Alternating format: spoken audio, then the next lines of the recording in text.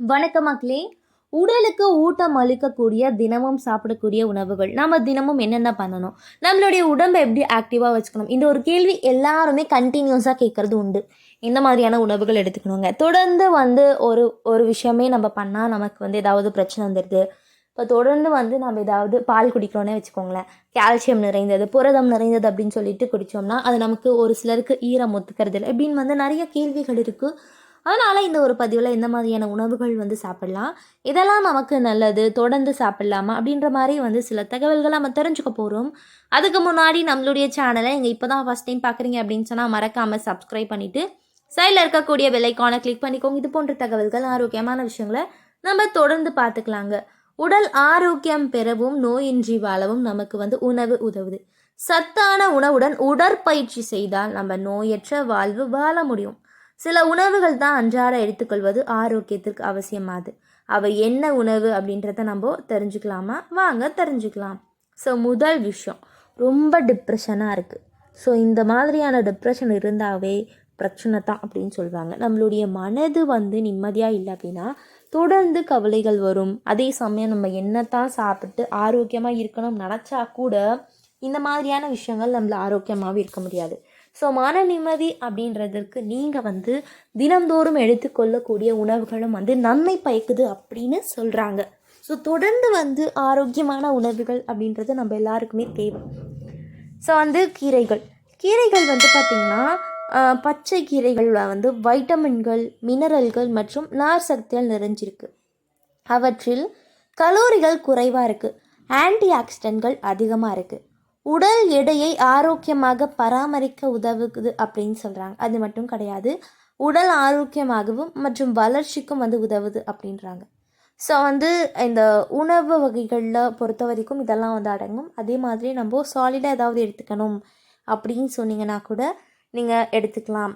So முதல் விஷயம் பார்த்திங்கன்னா வாட்டர்மெலன். ஸோ வாட்டர்மெலன் அப்படின்றது நீர் சத்து நிறைந்தது. மெயினாக உடல் எடையை குறைக்கணும் அப்படின்னு நினச்சா நீங்கள் இதை எடுத்துக்கலாம். அதுக்கப்புறம் லெமன் ஜூஸ், இந்த மாதிரி ஐட்டம்ஸ் ரொம்ப சிம்பிளாக ரொம்ப சூப்பராக உடலுக்கு ஒரு பூஸ்டப் எனர்ஜி அப்படின்னா நீங்கள் தினமும் லெமனை பயன்படுத்தலாம். ஸோ லெமனை கூலிங்காக நம்ம கூல்ட்ரிங்க்ஸ் மாதிரி குடிக்கிறதுனால எந்த ஒரு பயன்பாடும் நமக்கு இல்லை.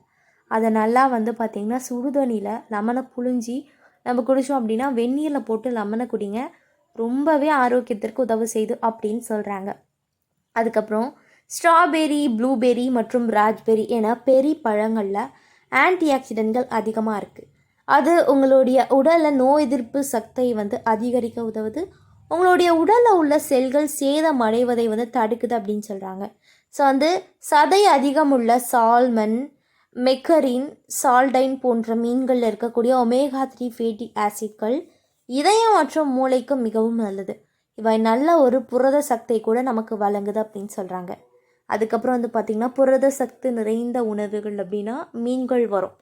ஸோ இதில் ஒமேகா 3 ஆசிட்டும் காணப்படுது. அதனால் ஸோ புரதங்கள் நிறைந்த இந்த ஒரு ஆசிட் நிறைந்த, அதாவது ஒமேகா 3 ஆசிட் மீன் வகைகளில் தான் அதிகமாக காணப்படுது அப்படின்னு சொல்லுவாங்க. ஆமாம், அது உண்மை தான். ஆனால் சில வகை காய்கறிகளில், அதாவது இந்த பீன்ஸ் வகைகள்லாம் அதிகமான இந்த ஒமேகா 3 ஆசிட் காணப்படுது அப்படின்னு சொல்கிறாங்க. அதனால் நீங்கள் பயன்படுத்திக்கலாம். பாதாம், வால்நட், சியா, பிளம்ஸ் விதைகள் போன்றவை ஊட்டச்சத்துக்கள் நிறைந்தது. இதில் ஆரோக்கியமான கொழுப்பு, புரதங்கள் மற்றும் நார் சக்திகள் நிறைஞ்சிருக்கு அப்படின்னு சொல்கிறாங்க. இவை நாள்பட்ட நோய்கள் ஏற்படாமலும் தடுக்குது. ஸோ குயினோவா, சிவப்பரிசி, ஓட்ஸ் போன்ற முழு தானியங்களில் நார் சக்திகளும் கார்போஹைட்ரேட்டுகளும் நிறைஞ்சிருக்கு. இது உடலுக்கு தேவையான ஆற்றலை வழங்குவதுடன் ஜீரண மண்டலத்திற்கும் உதவுது அப்படின்னு சொல்கிறாங்க. ஸோ க்ரீக் யோகட்ஸ், அதுக்கப்புறம் புரோட்டீன்கள் நிறைந்த இந்த தயிர் தினமும் நம்ம சாப்பிடலாம். இல்லை கால்சியம், புரதம் ஆகியவை இருக்குது. இது ஜீரணத்திற்கு உதவி, உடல் ஆரோக்கியமாகவும் குடலில் எந்த ஒரு பாதிப்பும் ஏற்படாமல் செரிமானத்திற்கு உதவுது. எதுக்குங்க தினம்தோறும் நம்ம சாதம் ரசம்லாம் சாப்பிட்டவுடன் தயிர் எடுத்துக்கிறதும் மோர் எடுத்துக்கிறதும் ஒரு காரணமே இதுதான். அதுக்கப்புறம் முட்டை புரத சத்து நிறைந்த உணவு, தேவையான வைட்டமின்கள் மற்றும் மினரல்கள் கொண்டிருக்கு. இதை தசை வளர்ச்சிக்கும் அதை பார்த்திங்கன்னா சரி செய்யவும் உதவுது அப்படின்னு சொல்கிறாங்க. ஸோ தினமும் ஆரோக்கியமான ஒவ்வொரு உணவுகளும் நம்மளுடைய உடலுக்கு ரொம்பவே நல்லது, நன்மை பயக்கும் அப்படின்னு சொல்கிறாங்க. அவகாடோ ஊட்டச்சத்து நிறைந்த உணவு. இதில் ஆரோக்கியமான கொழுப்பு, நார் சத்து, பொட்டாசியம் நிறைஞ்சிருக்கு. இது இதய ஆரோக்கியம் மற்றும் சருமத்திற்கு நல்லது அப்படின்னு சொல்கிறாங்க. ஸோ ஒரு சிலருக்கு ரொம்பவே ட்ரை ஸ்கின்னாக இருக்கும். இவங்கெல்லாம் காய்கறிகளும் பழங்களும் கண்டிப்பாக எடுத்துக்கலாம். ஸோ ஃபேஸ்க்கு ஏதாவது அப்ளை பண்ணாதான் உடலில் பார்த்திங்கன்னா நமக்கு பிம்பிள்ஸோ நமக்கு ஃபேஸில் இந்த மாதிரியான டார்க் சர்க்கிள்ஸோ வராது அப்படின்னு நினச்சிட்ருக்கீங்க. கிடையாதுங்க. நம்ம சாப்பிடக்கூடிய ஒவ்வொரு உணவின் மூலியமும் நம்மளுடைய முகமும் சருமமும் ரொம்ப சாஃப்ட் அண்ட் க்ளோயிங் ஆகும் அப்படின்னு சொல்கிறாங்க. தினமும் ஏதாவது ஒரு ஜூஸ், அது கூல்ட்ரிங்க்ஸ் அப்படின்னு நான் சொல்ல வரல, லெமன் ஜூஸோ இல்லைனா பார்த்திங்கன்னா புதினா டீ ரொம்பவே நல்லதுன்னு சொல்கிறாங்க மக்களே. ஸோ புதினாவில் இருக்கக்கூடிய ஆன்டி ஆக்சிடென்ட்கள் நம்மளுடைய உடலுக்கு ரொம்பவே ஆரோக்கியத்தை தரும் அப்படின்னு சொல்கிறாங்க. ஸோ சமீப ஆய்வுகளில் நிறையவே விஷயங்கள் தெரிய வருது. அதனால் நீங்கள் கண்டிப்பாக பயன்படுத்தலாம். அதுக்கப்புறம் தினமும் நீங்கள் ஏதாவது ஒரு திரவமாக தான் வேணும் அப்படின்னு கேட்டிங்கன்னா சீரக தண்ணி ரொம்பவே சூப்பரான சாய்ஸ். ஏன்னா சீரகம் செரிமான மண்டலத்தை ஆரோக்கியமாக வச்சுக்கும். அதே சமயம் நம்ம ஏதாவது உணவுகள் சாப்பிட்டா கூட அது நம்மளுடைய குடலில் பிரச்சனை ஏற்படுத்தாது, ரொம்ப ஆரோக்கியமாக இருக்கும். அதனால் தினமும் நீங்கள் ஏதாவது ஒரு விஷயங்களை எடுத்துக்கலாம். சீரக தண்ணீரோ அப்படி இல்லைன்னா வெந்தய தண்ணீரோ ஏதாவது ஒன்று. பெண்கள்லாம் எடுத்துக்கிறதுனால அவங்களுக்கு சூடு குறையும் அப்படின்னு சொல்கிறாங்க. ஸோ இந்த மாதிரியான விஷயங்கள்லாம் நம்மளுடைய தினசரி உணவுகளில் நம்ம அப்பப்போ எடுத்துக்கலாம். நம்மளுடைய உடல் ஆரோக்கியமாகும், அதே சமயம் புத்துணர்ச்சியுடன் இருக்கும் அப்படின்னு சொல்லுவாங்க.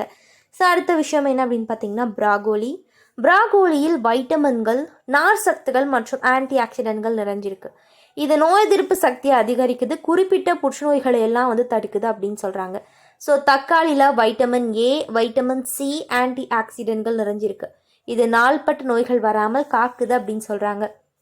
பூனில் இருக்கக்கூடிய அலிசின் இல்லை பல்வேறு ஆரோக்கிய நன்மைகள் நிறைஞ்சிருக்கு. இவை உடல் இரத்த அழுத்தத்தை குறைத்து நோய் எதிர்ப்பு சக்தி அதிகரிக்கிறது. ஸோ ஆரஞ்சு, திராட்சை, எலுமிச்சை போன்ற சிட்ரஸ் நிறைந்த பழங்களை நம்மளுடைய அன்றாட உணவில் சேர்த்து கொள்ளும்போது அது உங்களுடைய உடலில் நோய் எதிர்ப்பு சக்தியை அதிகரிக்குது அப்படின்னு சொல்கிறாங்க. ஸோ ஆட்டு இறைச்சி, கோழி இறைச்சி ஆகியவற்றை தரமான புரத சக்திகள்லாம் நிறைஞ்சிருக்கு. அதனால் இதெல்லாம் நீங்கள் எடுத்துக்கிட்டு அதுக்கப்புறம் சீரக தண்ணியை உங்களுக்கு செரிமானத்தை ஆரோக்கியமாக வச்சுக்க ஏதாவது ஒரு விஷயங்களோ கண்டினியூஸாக எடுத்துக்கலாம். ஸோ இதெல்லாம் தான் நம்மளுடைய தினந்தோறும் உணவுகளில் ஆரோக்கியத்தை மேம்படுத்த பயன்படுது அப்படின்னு சொல்கிறாங்க. இன்னும் நிறைய தகவல்கள் இருக்குது, தொடர்ந்து பார்க்கலாம்.